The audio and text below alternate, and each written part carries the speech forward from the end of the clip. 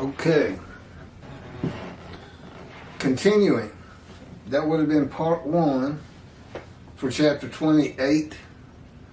And there's not much left. I think I got about 2 pages out of God's book that he dictated to me as he dictated the Torah to Moses. And what the rabbis don't know today or any day before this in Judaism, sages or theologians of the Hebrew Bible, he also dictated, at his command and direction, all of the prophets of the book of the prophets, there's about 20, were commanded and directed to write their respective books. And any one of them could have also been told to, commanded to do the books of the writings. You know, you have the Torah, the book of the prophets, and the writings in the Tanakh. Okay, there's something else.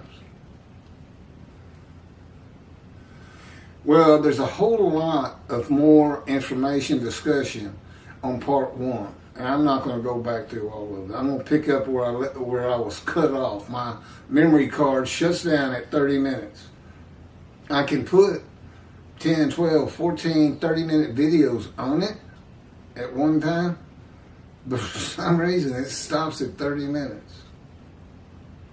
So this is part 2, chapter 28 of the book God had me type. Isaiah 53 and the day of the Lord. This is the day of the Lord. And Isaiah 53 describes his representation. God's righteous servant Moshiach, as the sages believed in the Talmud, for the most part, and rabbis. Yeah, I'm not sure. I don't think Rashi's part of the Talmud. He's the first man to be believed to have thought that Isaiah 53 describes all of the Jewish people as one man, Israel. That's chapter 21, by the way. In 23, it's Toby, a singer, who says the same thing. And 24 is Jews for Judaism. It's not all, it's just one verse, 53:10 for Toby. Jews for Judaism, I think, is 4, 5, 7, and 10. Anyway, they're not near as long as 21 and 22. 22 is geared primarily to show how Jesus doesn't fit any of the first 11 verses. And the only verse he fits is verse 12, where it says he was counted a sinner. Because he was. We have a top 10. I don't know. Yeah, I guess it's in this book. It's got to be in here somewhere. Top 10 lies of Jesus from his lips. 5 of which were false prophecies. And that makes him a liar. He's not unblemished. You know, their whole concept is the unblemished Lamb of God. Let's go to Leviticus where, you know, you offer up an unblemished lamb and you get sin forgiveness. Well, actually, Leviticus says for unintentional sins, they don't seem to abide by that much. None of them are forgiven. There's not a Gentile who's not carrying his own sins with him right now. I don't care if you worship Jesus every day. I don't care if you're in the Vatican. I don't care if you're the Pope. You're not forgiven of anything. And the only way they're going to see heaven is to convert to Judaism. It's the only way. It's a Jewish heaven for the Jewish people. After what they've been through, they deserve it. The world has hated them from the get-go, once they became the chosen. But they're still here. God's favorite saying, suffering makes you stronger. That's part of what the fire refinement's about.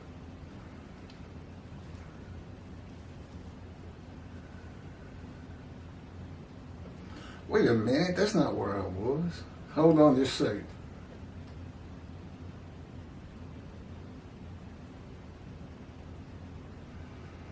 Okay, by offering himself for the guilt of the Jewish people, God's righteous servant which is basically an offer to go through the fire of refinement, become the righteous servant, and remove the guilt of the many made righteous. Get them to be righteous and they won't feel guilty about not following God's laws.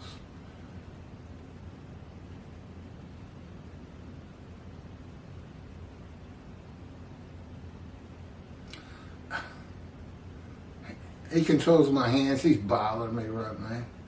God of Israel. He's a lot more personal than you can possibly get from the Torah, first 5 books. But he's just angry. It's, it's plague, famine, raising up armies. I don't want your animals anymore. Exile. But no, he's a person who's, he can represent the worst of humanity when he's really put me through the grinder, and the best of humanity. He is that the best you want? Usually, I mean, when he's not really punishing, maltreating, wounding, all those other things, which is kind of rare in my opinion. He's so much fun to be around, and it feels so good to have him here. He's within me, and he fills this room at the same time. If I'm sitting in a room giving a speech, if I'm standing giving a speech to people in that room, his presence is going to be in there, along with the presence of the angel of his presence. Will surround everybody in there, head to toe. The difference with me, they flow through me. It doesn't just surround me, it goes through me. I'm literally part of the Shekinah. I mean, God's presence, along with the angel of his presence, is what the Shekinah is. And that's what enters the temple. You know how we're going to know God's in his temple? I'm going to walk through the doors. Because he's with me. Those who believe that he's with me, and particularly those I have to convince, there is a reason you have to build this temple on Mount Zion. Forget about the Temple Mount. He doesn't even want it. Said it's too small, tainted with Islam, controlled by Jordan. We know there's too many obstacles there. But you can find a place on Mount Zion for it. And he'd like it to be in Jerusalem, but I don't know. I don't know how that's going to work out. It has to be done. And I don't know why the rabbis of the Jewish people don't teach it. He said his last words to the prophets before he stopped speaking to them, Malachi 3. Basically, he says, when I come, if my messenger hasn't cleared the way for me, which means getting the temple built for him, because that's what he's doing. That's his purpose of Isaiah 53, that might prosper. He's returning to his temple. He says, I will bring utter destruction to the land of Israel. Build the temple, covenant of friendship, and Jeremiah. Never defeat and disperse again. Don't build the temple, utter destruction to the land. And it's not by God and his power. No, it's just by his creation. This is God's definition of himself. Absolute power, absolute knowledge, and I am my creation. So when he says he's going to do it, he means his creation is. And I would have figured that's like Iran, Lebanon, Egypt, Jordan, all attacking at the same moment. Israel does have the most powerful army in the Middle East. But 4-1, utter destruction. I don't know why. I know your rabbis teach this Messianic era and heaven on earth, basically, and world exaltation, the world speaking Hebrew, which are all false teachings and fallacies. And, basically making the Jewish people forget about the words, never again, never forget. Because why would you want to, be careful about whatever's going on because of what happened at the Holocaust and before, if the world's going to love you? They're just, what they're doing? They're just preaching, teaching what they know their flock wants to hear so that the donations will be bigger and better. Then tell them, well, when Moshiach comes, we're all going to be reckoned with and dismissed.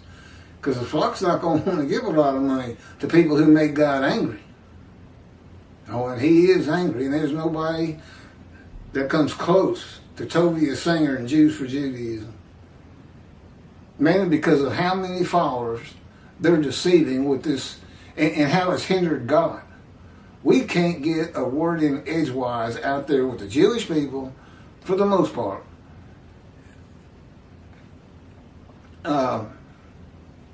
Because the minute you say Isaiah 53 is something other than Israel, that's it. That's not what Tovia says. That's not what Jews for Judaism says. It can't even be a Jew. It's got to be a Gentile. And God did that purposely because he knew what the Gentiles were going to do. He knew they were going to have their unblemished lamb, some man, human sacrifice. May not have had the names, but he knew what they were going to do. 53 is partly written for that purpose. He knew. Well, anyway, that's in another. I don't want to get into all that. Let me finish this up. Just as Ezekiel was bitter and his spirit in fury, while he was in the hand of God, and the Spirit had stepped into him, the Spirit of God alights upon the descendant of King David in Isaiah chapter 11, verse 1, who is God's righteous servant. He will also be bitter, that's me, I have been, and angry, and my spirit in fury, in the hand of God. It's the fire refinement. The Spirit that steps into Ezekiel and the Spirit of God that alights upon God's righteous servant is the Holy Spirit, who is the angel of God's presence. And he is a person. Judaism doesn't recognize that.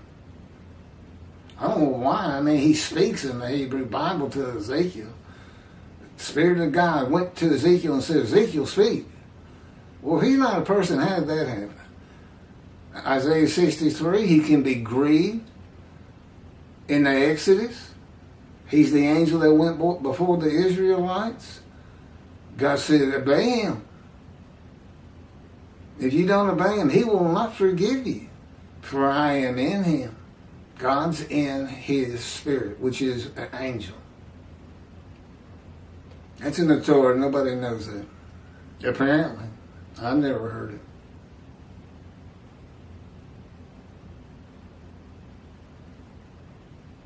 Ezekiel is going through the same fire of refinement.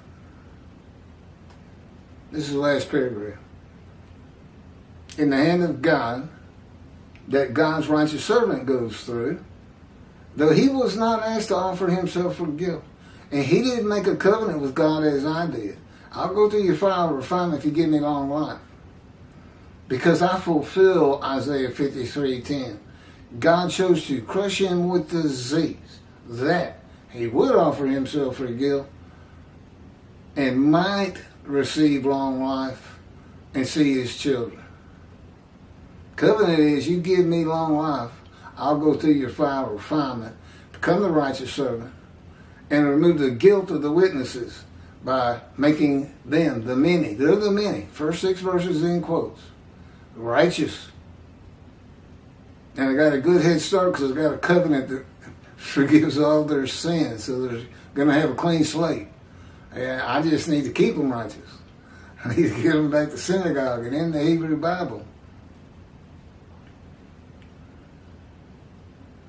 And Ezekiel wasn't crushed with disease. The purpose of God in crushing his righteous servant with disease is done primarily to prevent the Gentiles, and I guess we should add Tovia Singer, from using the animal worship and atonement laws for a man. Tovia Singer uses it for 6 million of the murdered and slaughtered of the Jewish people in the Holocaust. The man's given long life. That's what it's all about. To make the many righteous with his knowledge. To be God's representation in the day of the Lord. Which they don't seem to know about either. Well, they don't do. If they do, God hadn't had me go look at it. I should think they have something.